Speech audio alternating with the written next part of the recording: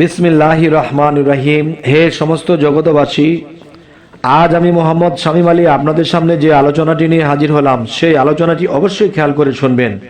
এই আলোচনাটি হবে হযরত মুহাম্মদ সাল্লাল্লাহু আলাইহি সাল্লামের স্বপ্নে দেখা এবং স্বপ্নের ব্যাখ্যাগুলো কিভাবে সাহাবাদেরকে দিয়েছেন এবং কোন স্বপ্ন কোন কার্যকরী আমরা যদি তা দেখতে পারি, আমরা যদি তা শুনতে পারি, আমরা যদি বুঝে চলতে পারি, ইনশাল্লাহ আমাদেরও দুজক হারাম হয়ে যাবে। তাই হযরত মুহাম্মদ সাল্লাল্লাহু আলাইহি সাল্লামকে নিয়ে আজকে এই আলোচনা করছি। মন দিল দিয়ে শুনবেন, ইনশাল্লাহ আল্লাহ আমাদের উপর রহমত বর্ষণ করুন। এবার আসি, হযরত আবু হুরায়রা রাদিয়াল্লাহু আনহু বলেন, আমি নবী করিম সাল্লাল্লাহু আলাইহি সাল্লামকে বলতে শুনেছি, তিনি বলেছেন যে ব্যক্তি আমাকে স্বপ্নে দেখলো সে যেন আমাকে জাগ্রত অবস্থায় দেখলো, কেননা শয়তান কখনো আমার আকৃতি ধারণ করতে পারবে না। সুবহানাল্লাহ, আলহামদুলিল্লাহ।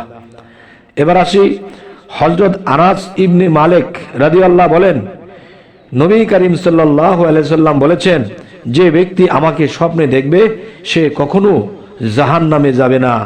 আলহামদুলিল্লাহ, সুবহানাল্লাহ, আলহামদুলিল্লাহ। এবার আসি, হযরত আনাস ইবনে কাতবা রাদিয়াল্লাহু আনহা বলেন, নবী করিম সাল্লাল্লাহু আলাইহি সাল্লাম বলেছেন, যে ব্যক্তি আমাকে স্বপ্নে দেখলো সে সত্যই আমাকে দেখলো। যদি কোনো ঋণগ্রস্ত ব্যক্তি নবী করিম সাল্লাল্লাহু আলাইহি সাল্লামকে স্বপ্নে দেখে, তাকে আল্লাহ তাআলা তার সমস্ত ঋণ পরিশোধ করার সুযোগ দিবেন। সুবহানাল্লাহ, আলহামদুলিল্লাহ।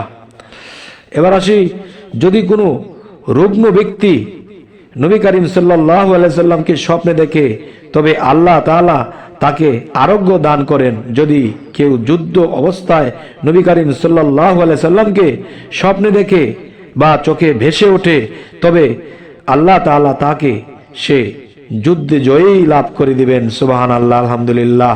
আল্লাহ আমাদেরকে তৌফিক দান করুন। হযরত সাইদ ইবনে কায়েস তার পিতার মাধ্যমে বর্ণনা করেন, নবী করিম সাল্লাল্লাহু আলাইহি সাল্লাম বলেন, ওই ব্যক্তি কখনো জাহান্নামে যাবে না যে আমাকে একবার স্বপ্নে দেখবে। সুবহানাল্লাহ, আলহামদুলিল্লাহ। এবার আসি, হযরত আবু সাআদ রাদিয়াল্লাহু আনহু বলেন, আল্লাহ তাআলা নবী করিম সাল্লাল্লাহু আলাইহি সাল্লামকে পৃথিবীর জন্য রহমত স্বরূপ পাঠিয়েছেন আল্লাহ। আলহামদুলিল্লাহ, সুবহানাল্লাহ। এবার আসি, অতএব সুসংবাদ তাদের জন্য যারা তাকে জীবিত অবস্থায় দেখেছেন এবং তার অনুগত্য করেছেন, এবং সুসংবাদ তাদের জন্য যারা তাহাকে হযরত মুহাম্মদ সাল্লাল্লাহু আলাইহি সাল্লামকে স্বপ্ন দেখেছেন।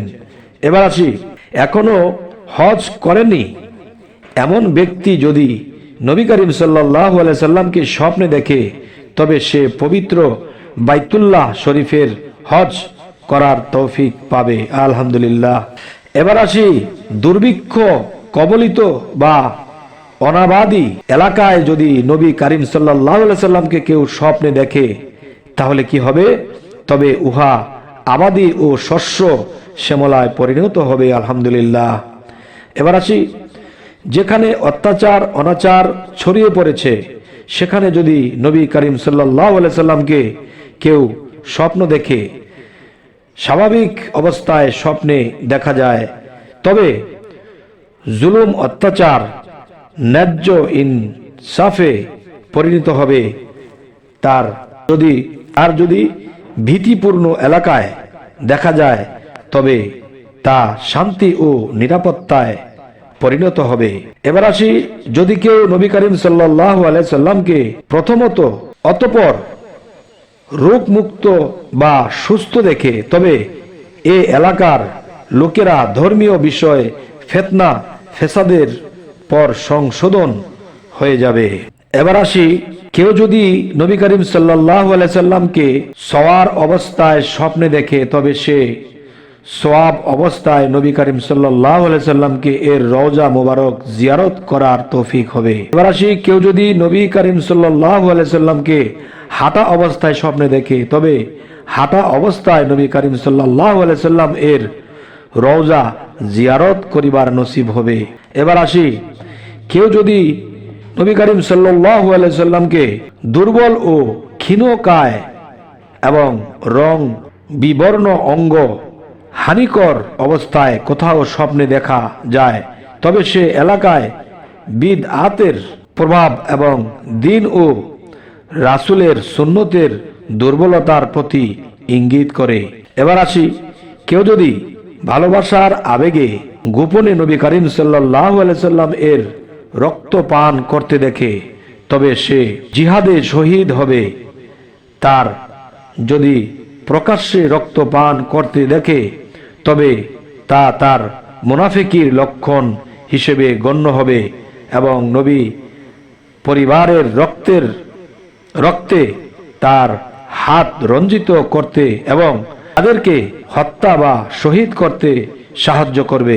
এবার আসি, কেউ যদি নবী করিম সাল্লাল্লাহু আলাইহি সাল্লামকে দাঁড়ানো অবস্থায় স্বপ্নে দেখে, তবে তার এবং ওই সময়কার ইমানের রাষ্ট্র প্রদানের কার্যকর্ম সত্য ও সঠিক হবে। যদি কেউ নবী করিম সাল্লাল্লাহু আলাইহি সাল্লামকে বিরান ভূমিতে আজান দিতে দেখে, তবে উক্ত জায়গায় আবাদি ও বসবাসের উপযোগী হবে। এবার আসি, কেউ যদি নবী করিম সাল্লাল্লাহু আলাইহি সাল্লামকে ইন্তেকাল করতে দেখে, তবে তার পরিবারের কেউ ইন্তেকাল করবে। এবার আসি, কেউ যদি নবী করিম সাল্লাল্লাহু আলাইহি সাল্লামকে খানা খাওয়াতে বা নিজে কেউ যদি নবী করিম সাল্লাল্লাহু আলাইহি সাল্লামকে খানা খাওয়াতে দেখেছেন, তাহলে এর ব্যাখ্যা কি হবে?